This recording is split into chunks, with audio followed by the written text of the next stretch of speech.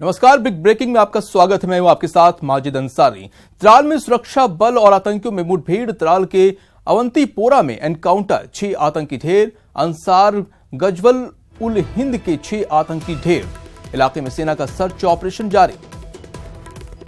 बड़ी खबर आपको बता दें कि त्राल से जहां पर सुरक्षा बल और आतंकियों के बीच में मुठभेड़ हुई और इस दौरान 6 आतंकी ढेर हो गए।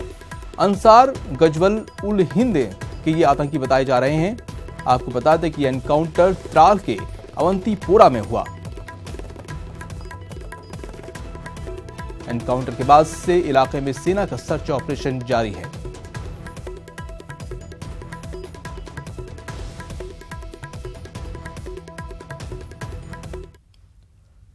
वहीं दिल्ली में मंत्रिमंडल पर मंथन शुरू हो गया है। मंथन और सीएम गहलोत राहुल गांधी के साथ करेंगे बैठक। मंत्रिमंडल के गठन को लेकर आज चर्चा करेंगे। सचिन पायलट और अविनाश पांडे भी रहेंगे मौजूद। कल गहलोत, पायलट और अविनाश पांडे ने की थी मंत्रणा। इस पर मंत्री बनने के लिए कई विधायकों ने दिल्ली में डेरा डाल रखा है।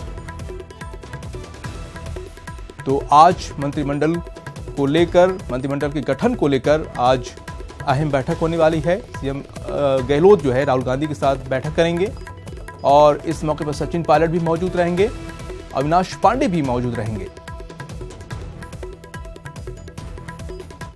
और हमारे साथ जुड़ चुके हैं अभिषेक आड़ा दिल्ली से। अभिषेक, ये बताइए कि क्या अपडेट है।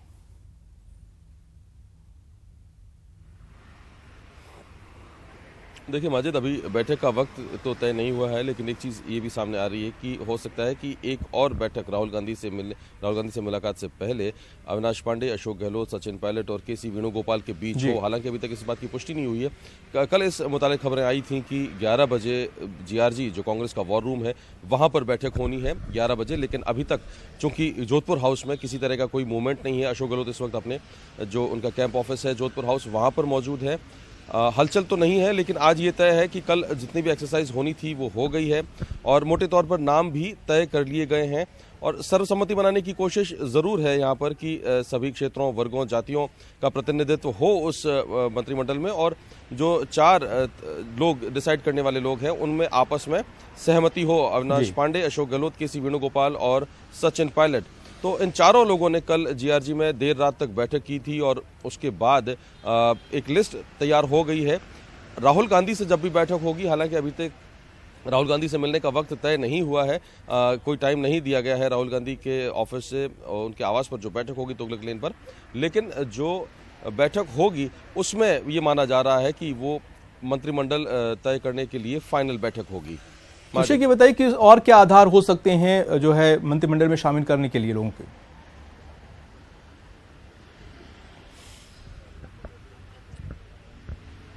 माजिद, मंत्रिमंडल में शामिल करने का सबसे बड़ा आधार रहेगा 2019 के लोकसभा चुनाव को जीतना। उन चेहरों का चुनाव जरूर किया जाएगा जो 2019 के चुनाव में कांग्रेस को बड़ी जीत दिला सकते हैं, क्योंकि अगर आप विधानसभा चुनाव का रिजल्ट देखें तो मात्र 1 या 1.25% का वोट शेयरिंग में फर्क रहा है कांग्रेस और बीजेपी से। महज 1,77,000 वोट कांग्रेस ने बीजेपी के मुकाबले ज्यादा लिए हैं। तो अब कांग्रेस की कोशिश रहेगी कि जब उनके पास सत्ता आ गई है तो वो जो राजस्थान का एक ट्रेंड रहा है कि जिसकी सरकार राज्य में होती है उन्हें लोकसभा में ज्यादा सीटें मिलती हैं, 1999 को एक एक्सेप्शन मान ले हम तो कांग्रेस की कोशिश यही है कि वो किसी भी तरह से लोकसभा में ज्यादा सीटें लेकर आए ताकि केंद्र में सरकार बनाने का सपना है। अब आपसे आगे भी अपडेट लेते रहेंगे, आप नजर बनाए रखिए। तो दिल्ली से हमारे साथ जुड़े हुए थे अभिषेक आड़ा, जानकारी दे रहे थे। शुक्रिया अभिषेक आपका। और बढ़ते हैं अगली खबर पर। अरुण जेटली की अध्यक्षता में जीएसटी काउंसिल की अहम बैठक।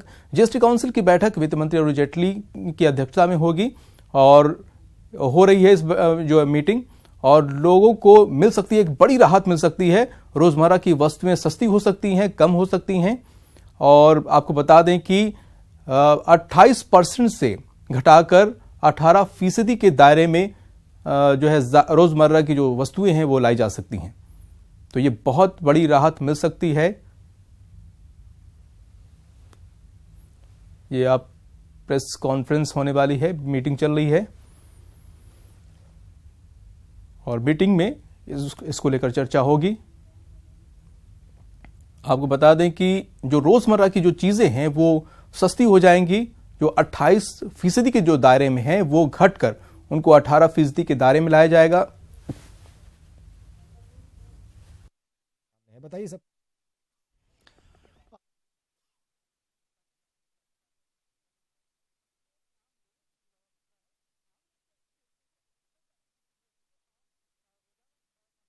में बैठक जरूरत होती है, उसमें कई ऐसी चीजें हैं जिसके जीएसटी 28% लगता था, उसको कम करके 18% पे लाया जाएगा। और कुछ ऐसी चीजें भी हैं जिसपे 18% जीएसटी लगता था, उसको कम करके 5% पे लाया जा सकता है। यानी आम लोगों को एक थोड़ी सी राहत मिलने वाली है। और इस मसले पर अब एक तरह से कह सकते हैं आम लोगों के लिए इससे जुड़ा हुआ मसला है ही, इसलिए आम लोग भी नजर बनाए हुए हैं। लेकिन इस मामले पर अब राजनीतिक गलियारे जो हैं और राजनीतिक घराने जो हैं उसकी भी नजर बनी हुई है, क्योंकि कुछ दिनों पहले इस मामले पर राहुल गांधी का भी एक बयान आया था कि हमारे दबाव की वजह से बीजेपी झुक रही है, जिसके चलते आम लोगों को फायदा होगा। तो एक बयान का भी कई मतलब निकाले जा रहे हैं। और इस मामले पर बीजेपी का ये जो कदम है, निश्चित तौर पर आम लोगों के साथ साथ आने वाले साल जो लोकसभा चुनाव हैं उस पर भी इसका असर दिखेगा। क्योंकि अब जिस तरह से अगर आम लोगों को फायदा होगा, आपको और मुझे अगर फायदा हो रहा है, तो निश्चित तौर पे आने वाले वक्त में निश्चित तौर पे जो आम जन चेतना है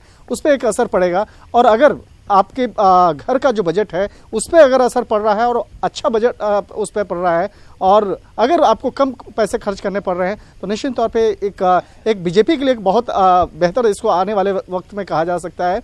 और इस मामले पर निश्चित तौर पे आज देखना लाजमी होगा। अभी तो मीटिंग स्टार्ट हुई है, कब और कितना कम किया जाता है जीएसटी का, वो देखना लाजमी होगा। अगर आम लोगों को राहत मिलता है तो निश्चित तौर पे इसका असर लोकसभा चुनाव में भी कोशिश करेगी बीजेपी उसको बुलाने का। हालांकि यहाँ पर कांग्रेस भी कोशिश कर रही है कि इस मामले पर क्रेडिट खुद से ले, और वो इस मामले पर कुछ दिन पहले भी बाकायदा बयान भी दे रही थी। तो अब देखना लाजमी होगा कि आज की बैठक में किन किन मसलों पर और किन किन प्रोडक्ट्स पे जीएसटी घटाने का ऐलान होगा।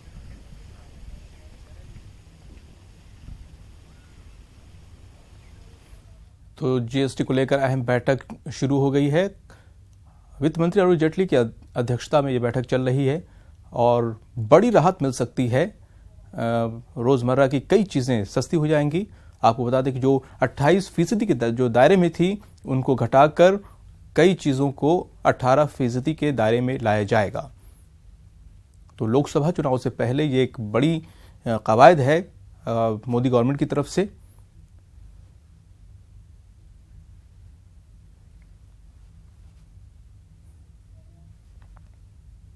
तो चलिए अब बात कर लेते हैं यूरिया की, यूरिया की किल्लत की जो इन दिनों प्रदेश भर में दिखाई दे रही है। यूरिया संकट के दौरे से गुजर रहे हैं किसानों में नाराजगी है। ये 4 तस्वीर आपको दिखा रहे हैं अपनी टीवी स्क्रीन पर, आप देख सकते हैं कि जहां पर किसान परेशान हैं, नाराज हैं यूरिया की किल्लत को लेकर। और इसको लेकर हम आपको अपडेट भी लगातार दे रहे हैं। आपको बता दें कि सरकार की तरफ से कवायद तेज हो गई हैं और आज एक बड़ी खेप यूरिया की प्रदेश में पहुंचेगी। लेकिन जो भी फिलहाल यूरिया की खेप पहुंची है वो नाकाफी है। लोग लाइनें लगा रखे हैं, भूखे प्यासे लाइन में लगे हुए हैं, लेकिन उनको मिल नहीं रही है। हालांकि इसकी और भी वजह बताई जा रही हैं जो किल्लत है।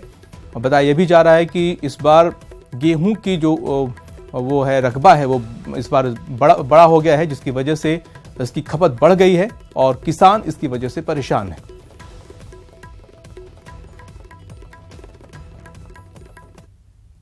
और अब बात एक ऐसी खबर की जिसको सुनकर आप भी सोच में पड़ जाएंगे। जोधपुर के मंडोर में करीब 4 महीने पहले एक गाय के मालिकाना हक को लेकर चल रहा विवाद अब रोचक मोड़ पर पहुंच गया है। पुलिस ने गाय के मालिक की पहचान करने के लिए प्राचीन से लेकर आधुनिक युग के सारे प्रयोग करके देख लिए, लेकिन ये तय नहीं कर पा रही है कि गाय आखिर है किसकी। साधारण सी दिखने वाली इस गाय की गाथा असाधारण है। जी हाँ, गाय से जुड़ी गुत्थी सुलझाने में जोधपुर पुलिस के पसीने छूट रहे हैं। मंडोर के चैनपुरा नयाबास इलाके में करीब 4 महीने से गाय के मालिकाना हक को लेकर चल रहा विवाद चरम पर है। मजे की बात ये है कि जहां अध्यापक पुलिस विभाग पर अपने एक सहकर्मी को बचाने का आरोप लगा रहा है, तो वही पुलिसकर्मी भी कानून की दुहाई देते नहीं थक रहा। मेरी है और 6 तारीख को श्यामलाल ज़बरदस्ती मेरे घर में घुसा और मैं यहाँ पे नहीं था और मेरी मिसेज यहाँ पे थी। उनके साथ वो छीना चपटी की, गाय को खोल के ले जाने की कोशिश की। FIR के अंदर भी उसकी श्यामलाल की फ़ोटो है। श्यामलाल की फ़ोटो उसमें मेरे घर के पीछे बारी के पास में खड़ा है, उसके फ़ोटो गाय खोलते हुए की फ़ोटो है। मंडोर पुलिस ने गाय को क्षेत्र की पन्नालाल गौशाला में भेज दिया था। वहां गाय ने 11 नवंबर को बछड़े को जन्म दिया। गाय की डिलीवरी से लेकर 1 दिन बाद तक की निगरानी के लिए गौशाला में CCTV कैमरे लगवाए गए। ये गाय किसकी थी इस पे हम 100% कंफर्म नहीं पहुंचे कि किसकी थी, क्योंकि गाय का जो चीज़ें हमें मुस्तगिस और मुलजिम पक्ष ने बताई वो चीज़ हमने हर तरह से प्रयास किए उसको सॉर्ट आउट करने के, लेकिन वो नहीं प्राप्त हुई। घंटों की रिकॉर्डिंग के साथ मंडोर पुलिस अब CD कोर्ट में पेश करेगी। इसी से दोनों पक्षों के दावों की पुष्टि होनी है। न्यूज़ 18 राजस्थान के लिए जोधपुर से चंद्रशेखर व्यास की रिपोर्ट। लोकसभा चुनाव की सीटों को लेकर एनडीए में चल रही खींचतान के बीच गठबंधन ने सीट शेयरिंग फार्मूला तैयार कर लिया है। जानकारी के मुताबिक बीजेपी और जेडीयू 17 सीटों पर और एलजेपी बिहार में 5 सीटों पर, जबकि 6ठी सीट एलजेपी को यूपी या फिर झारखंड में से किसी एक राज्य में दी जा सकती है। वहीं बीजेपी रामविलास पासवान को असम से अपने कोटे से राज्यसभा सीटें देगी।